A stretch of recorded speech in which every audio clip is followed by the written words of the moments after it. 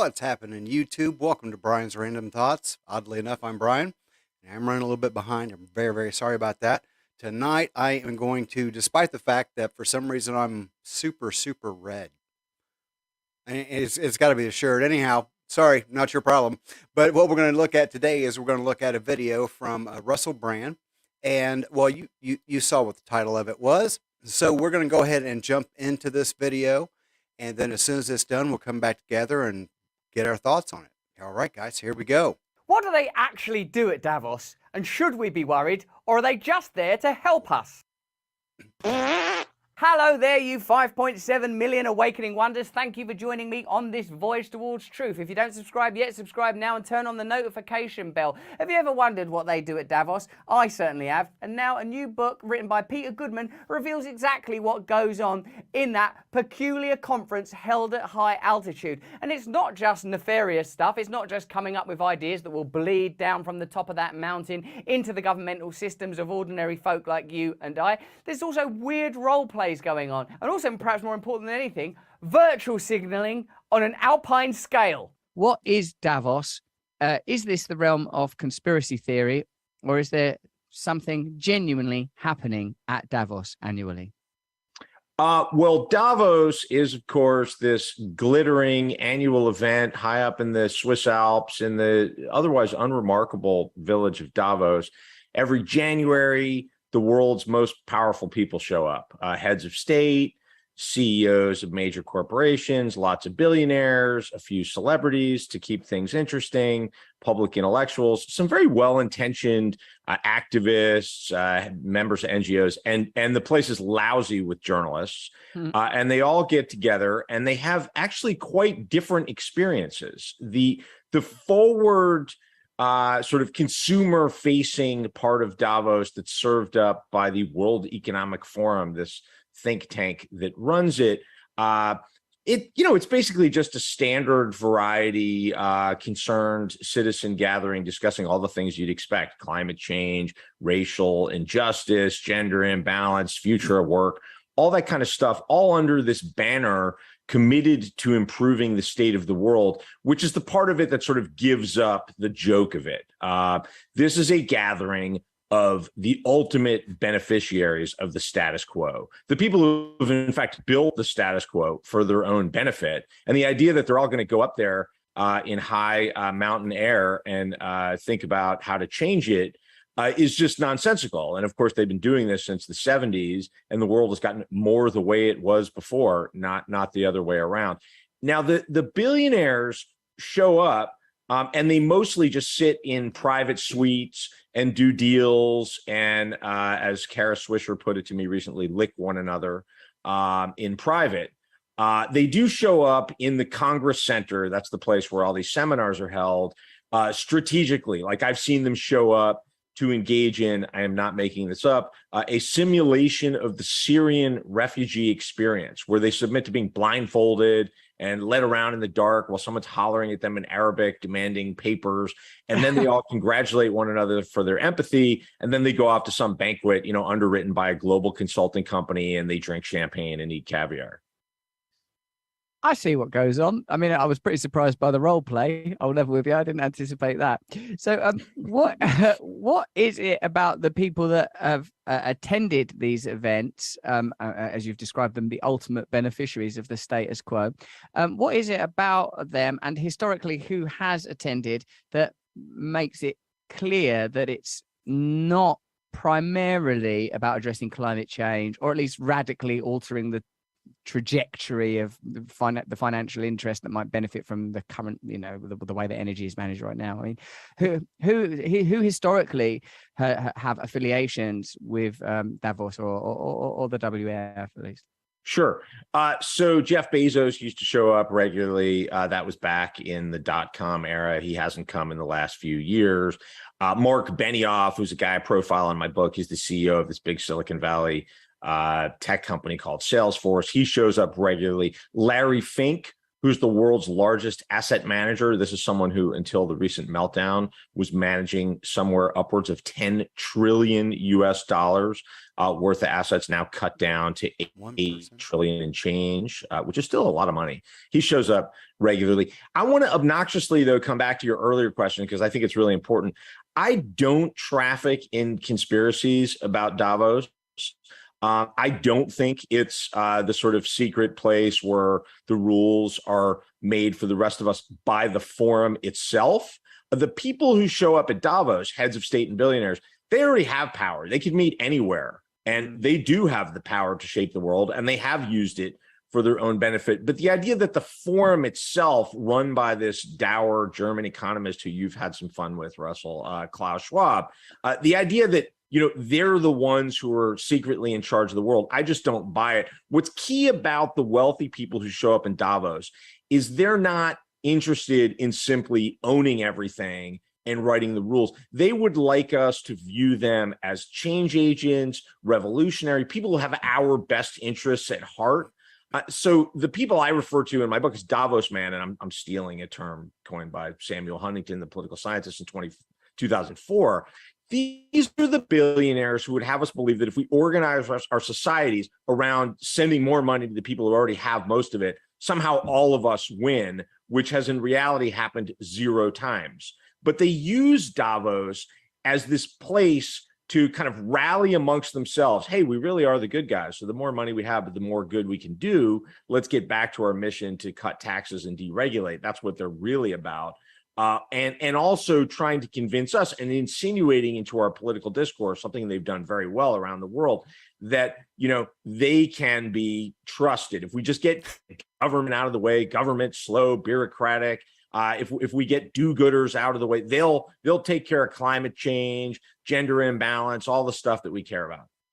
Sure. So whilst it may not in itself be a pivotal event, because as you observe, those kind of people could meet anywhere in private and presumably do meet in a variety of places in a more clandestine form, it's a demonstration of who those characters are. We can see who the most powerful people are, or the most powerful interests and institutions and entities.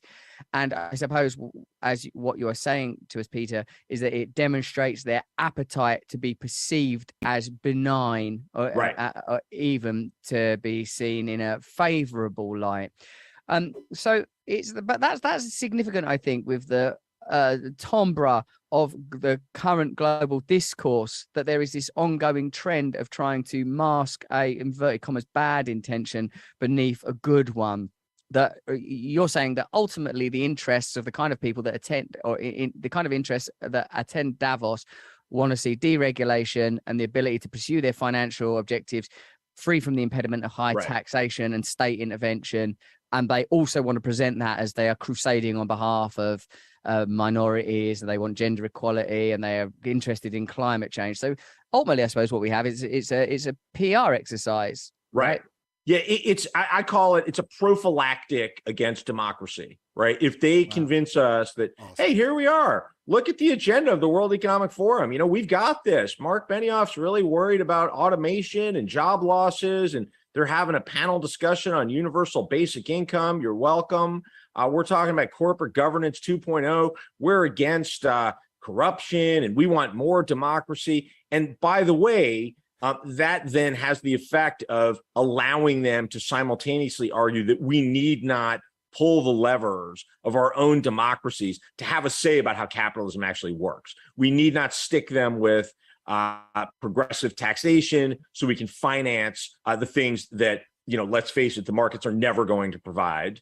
Healthcare, help for people who are in trouble, affordable education. Like, that's just not going to happen if we live in a world that's just dominated by privatization. Capitalism, I'm a capitalist. Like, it's really effective. It's a great way to build an iPhone. Thanks for that.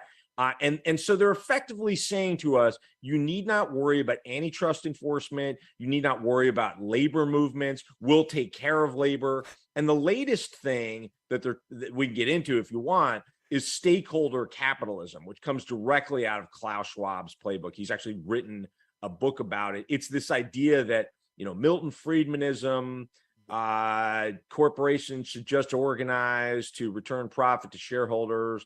That era is over. We get it. We hear you. You're mad about inequality. You're upset about climate change not being addressed. You think billionaires ought to pay taxes. Hey, we'll take care of this for you. Stakeholder capitalism is the new mantra. And it means, we're not just catering to our shareholders, say the CEOs of large publicly traded corporations. Now we're dealing with stakeholders, and that's labor, never labor unions. They're very careful about that. This is unilateral. It's generosity. Mark Benioff once said, the planet is a stakeholder, which is very reassuring to those of us who live on the planet. But that also gives away the artifice of this. This is totally about public relations. It's about preventing change by pretending that you're engaged in change. Preventing change by pretending to be engaged in change. I really like that. Let me know what you thought of that video. Thank you very much for staying to the end. Hit me up in the comments below. Give the video a thumbs. All right.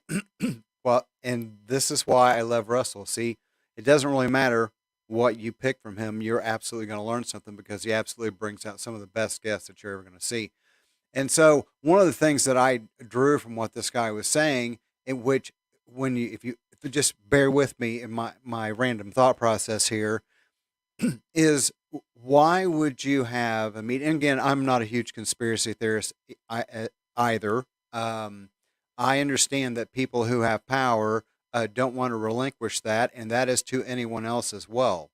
So you're always going to have these individualized pockets of power, but this Davos thing is more of a PR stunt. This is a gala event.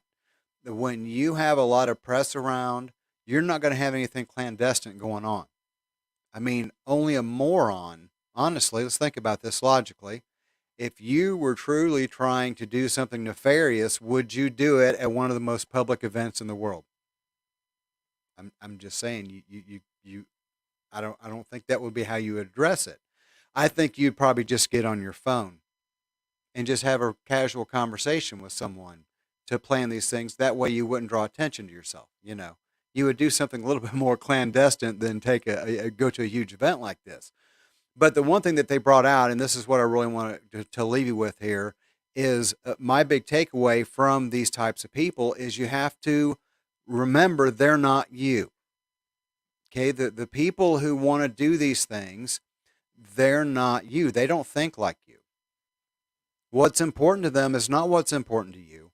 And unfortunately, because they generally try to keep themselves actually at arm's length from anyone actually knowing their actual personality or anything like that, it's easy to just take our feelings and put them on that person and project them on another person, and we give them attributes they may not necessarily possess. And so when we see people that are doing things and you look at the end result of it and someone's saying, well, this is leading us down this terrible path, and then you go, well, that'll never happen.